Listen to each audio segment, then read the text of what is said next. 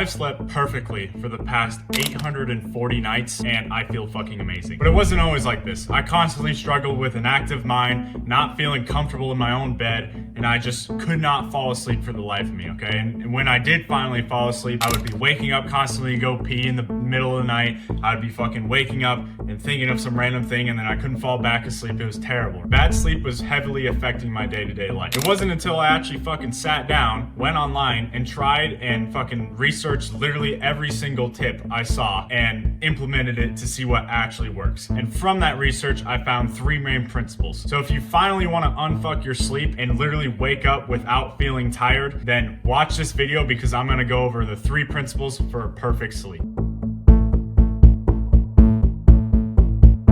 And for each of the 3 principles, I'm going to give you an actionable step so that you can actually implement something today that you will get results tonight, okay? So that way it's not just some fucking random video you click on and then forget the advice 15 minutes later. Let's cut the bullshit and get straight into it. Principle number 1, deserve your rest. I remember the best 2 weeks of sleep I have ever had in my life. It was during freshman and sophomore year of high school when I was playing volleyball for my school. My daily routine consisted of waking up, going to school, having an hour of weight training / practice, after school having 2.5 hours of volleyball practice, and then coming home, eating, and then going to the gym for an hour and a half to 2 hours. So that's already 3 hard workouts in a day, okay? But then my coach told me I was slow, so I started waking up at 5 a.m. every day and going on a 45-minute run. So now that's a total of 4 workouts leading up to around 5 to 6 hours of hard physical activity every single day for 2 weeks, right? Let me tell you how good my bed felt when I was physically just exhausted and done. As soon as my head hit that pillow, it was just a sigh of relief and just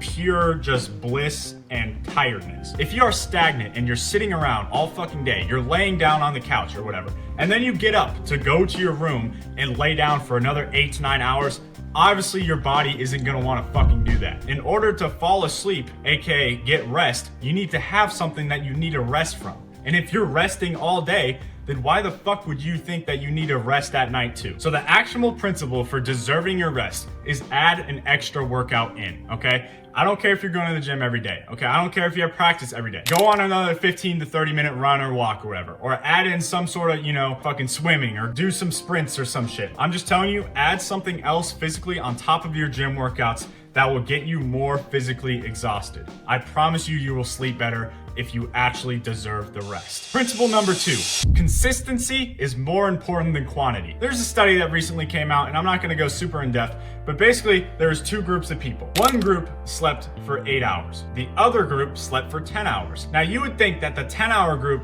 was more rested and had more benefits of sleep, right?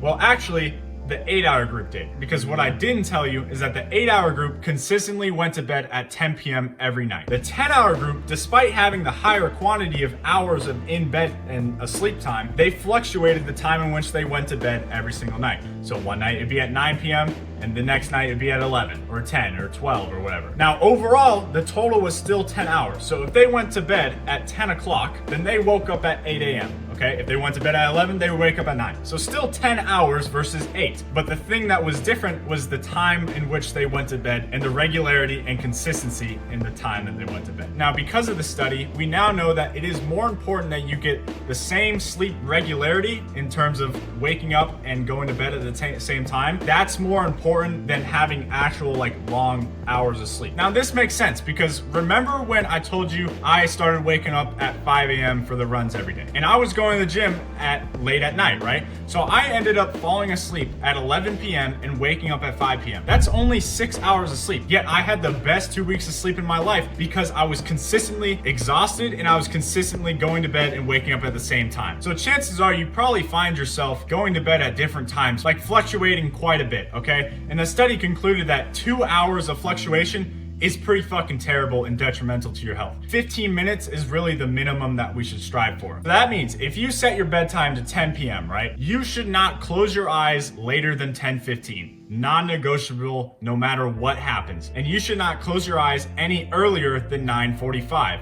Non-negotiable. So ask yourself, how has your consistency been? Chances are, you stay up a little late one night, you go to bed at 11:30, okay? Or one night you're a little tired early, so you go to bed at 9 or whatever. It's really not ridiculous to think oh, okay, I'll just catch up in the morning, I'll sleep in or whatever. But unfortunately, it just doesn't work like that. And it turns out it really is just more important to fall asleep at the same time every night, regardless if it sacrifices the quantity of hours that you can be asleep. So your actionable step for principle number 2 is for the next 2 weeks, set a bedtime and do not go above or below 15 minutes of inconsistency. So if you set your bedtime for 11:30, you do not close your eyes before 11:15, and you do not close your eyes after 11:45. You are within that 15-minute window of 11:30, and you do not go outside of that. Okay, that is your actionable step for the next 2 weeks. So set an alarm for 15 minutes before your bedtime, and just know 30 minutes from there, that is the maximum amount of time, no matter what happens, no matter what comes up, that you can close your eyes from then. Okay. Now, after these 2 weeks, literally just pick a time that you can stick with realistically for the rest of your life and just stick with it as best as possible. So for me, for example, I think realistically, I could probably go to bed at 10 p.m. and wake up at 7 a.m. for the rest of my life. It seems like a pretty reasonable thing. So I'm just sticking with that for as many days as possible out of the year. Obviously, there's gonna be some times when something's happening and, I stay up late. Obviously, there's gonna be some times where I have to wake up earlier for something. The main thing is that the majority of days, you really try to get that fucking regularity. Principle number 3, put your brain to sleep. Now, my biggest problem with sleep was that every time I went to go lay down, I was physically exhausted, but my brain was still on, okay? I was still thinking of ideas, thinking what I'm gonna do tomorrow, thinking, what's going on today, what happened, how could I have fucking done differently or whatever.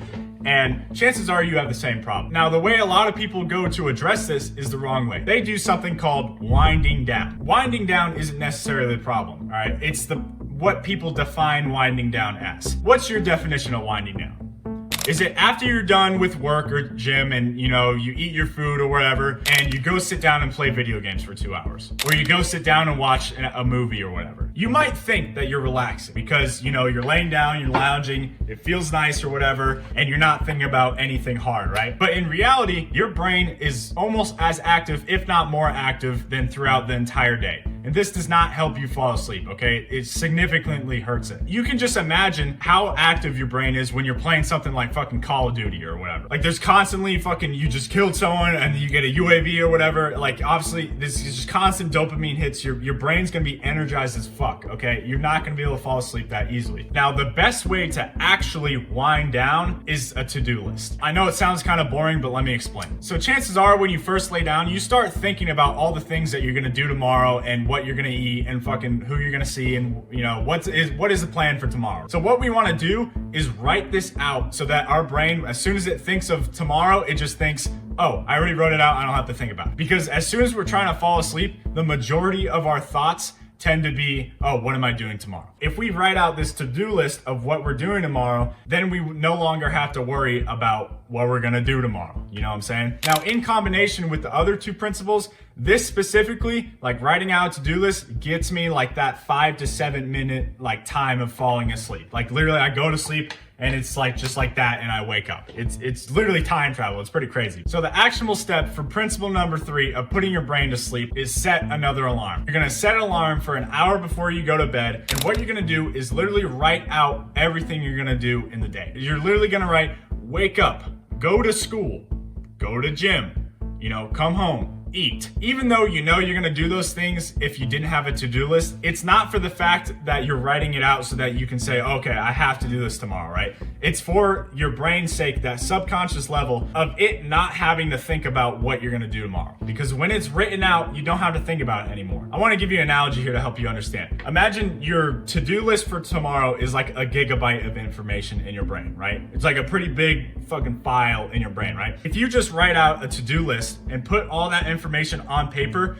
your brain gets all that information and it kind of just compresses it down because the information is stored elsewhere. So the only thing left in your brain is like 1 megabyte of information of it knowing that, okay, my to-do list for tomorrow is on paper instead of the entire thing of what I'm doing tomorrow. So that's the 3rd principle, and it'll help you fall asleep super quick. So if you're not already convinced to take this shit seriously, sleep literally benefits everything in your life, okay? It makes you more attractive. It gets you bigger muscles. It gets you badder bitches, okay? I really don't think, like, what else is there to life than getting bigger muscles and getting badder bitches, okay? So if you're not gonna take this shit seriously, then you can say goodbye to all your fucking goals, all right? So how about you follow these 3 principles, fucking implement them today, like I said, and then you'll have good fucking sleep for the rest of your life, all right? Take this shit seriously, and thanks for watching.